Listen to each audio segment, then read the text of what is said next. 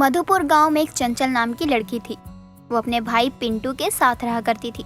पिंटू चंचल से उम्र में बहुत छोटा था। अपने माता पिता के जाने के बाद चंचल ही पिंटू का ख्याल रखती थी। चंचल गांव के सरपंच के यहाँ नौकरानी का काम किया करती थी। एक दिन वो काम पर थोड़ा देर से पहुँचती है। तभी सरपंच की पत्नी सावित्री बोलती है, तुम्हारा ये रोज का हो गया है। तुम रोज ही आजकल काम पर देर से आने लगी हो। आज के दिन की तुम्हारी पगार काटी जाएगी, तभी तुम्हें पता चलेगा कि नौकरी पर हमेशा समय पर आना चाहिए। नहीं मालकिन, ऐसा मत करिए। अगर आप मेरी एक दिन की पगार काट लेंगी तो मेरे एक टाइम का खाना चला जाएगा। यहाँ फ्री के पैसे नहीं है। काम करोगी तो दाम मिलेगा, वरना नहीं। अब जाकर काम करो, वरना अभी तो सिर्फ एक दिन की पगार काटी है। ज्यादा बकवास करी तो पूरे दिन की जाएगी। मालकिन, हम गरीबों पर इतना अत्याचार क्यों कर रही है? मैंने कुछ गलत नहीं बोला। और तुम गरीबों की ये तो आदत ही हो गई है कि हर जगह अपनी गरीबी का रोना रो। चुपचाप जाकर काम करो। चंचल वहाँ से चली जाती है और अपने कामों में लग जाती है। दिन गुजरते हैं और तनख्वाह का दिन आता है, लेकिन सावित्री चंचल को आधी तनख्वाह ही देती है, जिसे देखकर चंचल दुखी हो जाती है। मालकिन, आज फिर आपने मुझे आधी तनख्वाह ही दी। कभी तो मुझे मेरी कमाई का पूरा हिस्सा दे दिया करो। अच्छा, तुम क्या चाहती हो कि तुम्हें तुम्हारी पूरी तनख्वाह देकर अपने पैर पर खुद कुल्हाड़ी मार लूं? पैसे मिलते ही कहीं तुम सबने मेरा काम छोड़ दिया तो? मालकिन, गरीबों का पैसा खाकर आप ठीक नहीं कर रही हो। कभी न कभी आपको इसका कर्ज जरूर चुकाना पड़ेगा। चंचल आधी तनख्वाह से घर का राशन लेकर अपने घर जाती है। तभी उसका भाई पिंटू से बोलता है, दीदी, आज आपको आने में समय लग गया। सब कुछ ठीक तो है ना? हाँ पिंटू, सब ठीक है। पहले तू बता कि तू आज स्कूल क्यों नहीं गया? दीदी, वो मैडम ना कई दिनों से स्कूल की फीस मांग रही थी। अगर मैं आज जाता तो वो आज भी मांगती, इसलिए गया ही नहीं। ये ले पिंटू अपने स्कूल की फीस, और कल से एक भी छुट्टी मत करना स्कूल की। दीदी, अगर मैं स्कूल की फीस जमा भी करवा दूंगा तब भी मैं स्कूल नहीं जा पाऊंगा। वो क्यों? स्कूल की फीस जमा करवाने के बाद भी तुम स्कूल क्यों नहीं जा पाओगे? दीदी, ठंड भी तो आ रही है। मैडम ने बोला था ठंड के जो कपड़े होते हैं वो पहन के आने के लिए। अब इतने पैसे स्कूल की फीस के लिए भर दूंगा तो ठंड के कपड़े कहाँ से आएंगे? हम गरीबों की मुसीबतें खत्म होने का नाम ही नहीं लेती। कुछ न कुछ लगा ही रहता है। ये लो, तुम और पैसे ले लो। अब तो पूरी हो जाएगी ना तुम्हारी सारी जरूरतें? हाँ दीदी, आप सब हो जाएगा। आप बहुत अच्छी हो। पिंटू चारपाई पर बैठकर पढ़ाई करने लगता है और चंचल राशन लेकर रसोई में चली जाती है और खाना बनाने लगती है। दिन गुजरते हैं और बीतते दिनों के साथ चंचल की मुसीबतें और ज्यादा बढ़ जाती हैं। तभी एक दिन काम पर जाते हुए वो अपने मन में सोचती है, सिर्फ मालकिन के यहाँ काम करके गुजारा नहीं होगा, मुझे कोई और भी काम करना पड़ेगा। मालकिन बना हुआ पैसा पूरा नहीं देती तो तनख्वाह कहाँ से बढ़ाएंगी? आ गई तुम? हो गया तुम्हारा समय काम पर आने का? जी मालकिन, हो गया। आप बैठिए, मैं आपके लिए चाय लेकर आती हूँ। उसकी जरूरत नहीं है। तुम एक काम करो, गांव में मेरी बहन सन्नो के घर चली जाओ। उसकी तबीयत ठीक नहीं है और उसके घर कुछ मेहमान आने हैं। जी ठीक है मालकिन, आप जैसा कहें। लेकिन हाँ, वहाँ कोई ऐसा काम मत करना कि मेरी बदनामी हो। जो करना साफ सफाई और अच्छे से करना। जी मालकिन, आप चिंता ना करें, आपको शिकायत का कोई मौका नहीं मिलेगा। चंचल सन्नू के घर के लिए निकल जाती है और रास्ते में चलते चलते सोचती है, चलो एक दिन के लिए ही सही, लेकिन इस कंजूस मालकिन से पीछा तो छूटा। मुझे मालकिन ने भेजा है आपके घर। हाँ हाँ चंचल, जानती हूँ।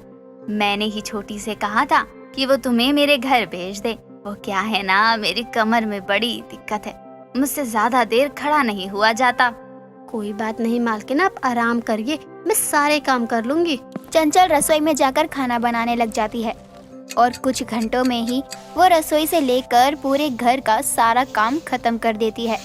तभी अचानक से रसोई की सफाई करते हुए उसके हाथ से कांच का महंगा डिनर सेट जमीन पर गिरकर टूट जाता है। तभी सन्नो भागते हुए रसोई में आती है। ये क्या हो गया? ये तो टूट गया। माफ करना मालकिन, गलती से टूट गया, मुझे माफ कर दो।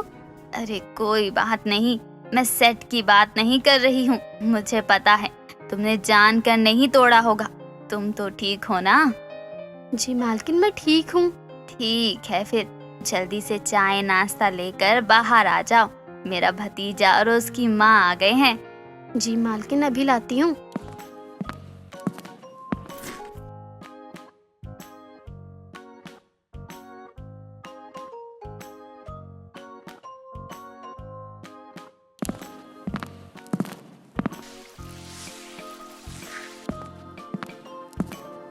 मालकिन, मैंने फिर से रसोई साफ कर दी है और बचे हुए बर्तन को भी धो दिया। अब आपको कोई काम नहीं करना पड़ेगा।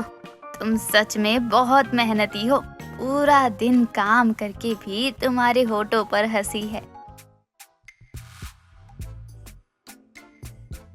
नहीं नहीं मालकिन, आप मुझे क्यों पैसे दे रही है? मुझे तो मेरी तनख्वाह आखिर में मिल जाएगी सावित्री मालकिन से। मैं ये पैसे तुम्हें तुम्हारी मेहनत के लिए दे रही हूँ, और मेहनत के पैसों के लिए कभी मना नहीं करना चाहिए। मैं जानती हूँ मालकिन, लेकिन फिर भी ये पैसे नहीं ले सकती हूँ, क्योंकि अगर मालकिन को पता चला कि मैंने आपसे पैसे लिए तो वो मेरे पूरे दिन की तनख्वाह काट देंगी। अगर आपको कुछ करना है तो मेरे लिए काम दे दीजिए, मुझे पैसों की बहुत ज़रूरत है। तुम चिंता मत करो, छोटी को कुछ पता नहीं चलेगा। और रही बात काम की, तो उसका भी तो कुछ देखती हूँ। सन्नो की बात से चंचल को थोड़ा सहारा मिलता है और वह सन्नो के दिए हुए पैसों को लेकर अपने घर आ जाती है। दिन बीतते हैं और बीतते दिनों के साथ सन्नो चंचल को गांव के एक हॉस्पिटल में रात के समय साफ सफाई का काम करने की नौकरी लगवा देती है। चंचल दिन में सावित्री के यहाँ काम करती और रात के समय हॉस्पिटल में, और उससे आने वाले पैसे से वो अपने भाई को पढ़ाया करती। अपनी बहन को दिन रात मेहनत करता देख पिंटू को बहुत बुरा लगता था। एक दिन पिंटू चंचल को खाना देने के लिए हॉस्पिटल में जाता है और देखता है कि वो पोंछा लगा रही होती है। दीदी, मैं कल से ना स्कूल छोड़ दूंगा। मुझे पढ़ाई करने का ना बिल्कुल मन नहीं करता। उसमें बहुत मेहनत करनी पड़ती है और मेरे कारण आपको अपने जीवन में सुख नहीं मिल पाता। पहले तुम मुझे ये बताओ, तुम इतनी रात में हॉस्पिटल में क्या कर रहे हो? वो दीदी, कल ना परीक्षा है, मैं उसी की तैयारी कर रहा था। फिर मुझे याद आ गया कि आज आप खाना लेकर नहीं आई हो, तो मैं आपके लिए खाना लेकर आ गया। और वैसे भी अस्पताल घर के पास है। ठीक है, मैं खाना खा लूंगी। अब तुम घर जाओ, कल पेपर है तुम्हारा, तो थोड़ा सा पढ़ लो। ठीक है दीदी। चंचल के कहने पर पिंटू घर आकर सो जाता है और सुबह होने पर तैयार होकर स्कूल के लिए निकल जाता है। थोड़ी देर बाद वो पेपर देकर स्कूल से घर लौट रहा होता है।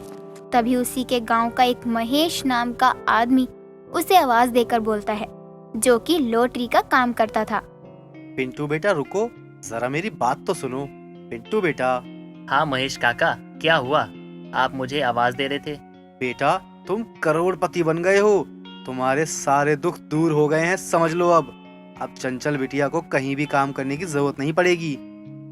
भगवान ने तुम गरीबों पर पैसों की बारिश कर दी है, बारिश। काका, आप क्या कह रहे हैं? मुझे तो कुछ समझ में ही नहीं आ रहा। जरा साफ साफ बताते तो समझ में भी आता। पिंटू बेटा, तुम्हारी 2 करोड़ की लॉटरी लगी है। अब तुम तो अमीर हो गए भाई। तुम दोनों भाई बहन के अब सारे सपने पूरे हो गए। 2 करोड़? क्या बात कर रहे हो काका? मैं तो ये सुन के पागल हो जाऊंगा। मैं अभी जाके दीदी को बताता हूँ और दीदी भी बहुत खुश होंगी। धन्यवाद काका, ये जो कुछ भी हो रहा है ये आपके कारण हुआ है। ना आप उस दिन मुझे लॉटरी का टिकट के लिए बोलते और ना ही ये सब हो पाता। पिंटू भागते हुए घर आता है और चंचल को गले लगाकर कहता है, दीदी, हमारे सारे दुख दूर हो चुके हैं। हम गरीबों के ऊपर पैसों की बारिश होने वाली है। ये क्या बोल रहे हो तुम? साफ साफ बोलो। वैसे ही आज तबीयत ठीक नहीं थी, काम पर जाने में लेट हो गया। दीदी, अब कोई काम करने की जरूरत नहीं है आपको। पहेलियां मत बनाओ, सही सही बताओ। पिंटू चंचल को अपनी लॉटरी लगने वाली सारी बातें बताता है, जिसे सुनकर उसकी खुशी का ठिकाना नहीं होता। उसकी आंखों में से आंसू आ जाते हैं, जिसके बाद दोनों भगवान के सामने हाथ जोड़कर उनका धन्यवाद करते हैं। साथ ही अपने नए जीवन की शुरुआत भी करते हैं।